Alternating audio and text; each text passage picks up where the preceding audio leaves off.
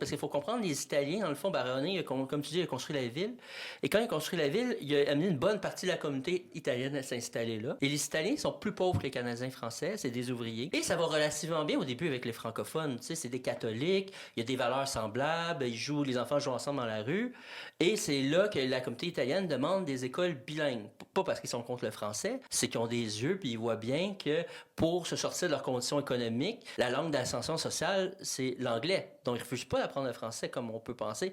Ils veulent apprendre les deux et la commission scolaire leur dit oui. Là, il y a une loi qui dit, même si c'est une élection municipale, scolaire, qui dit on doit apprendre en français.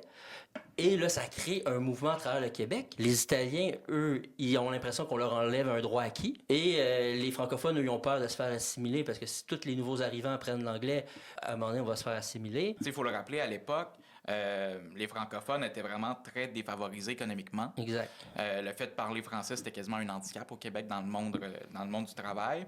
Puis les Italiens, ils voient ça, Mario Barone voit ça, puis ils voient qu'il y a plus d'opportunités en anglais. Fait qu'il veut que ses enfants apprennent l'anglais pour se sortir de la misère. Tu sais, c'est rien contre le français. C'est ça. Puis ça, je pense que tout le monde peut comprendre ça. Puis moi, je voulais pas, surtout pas antagoniser la communauté italienne.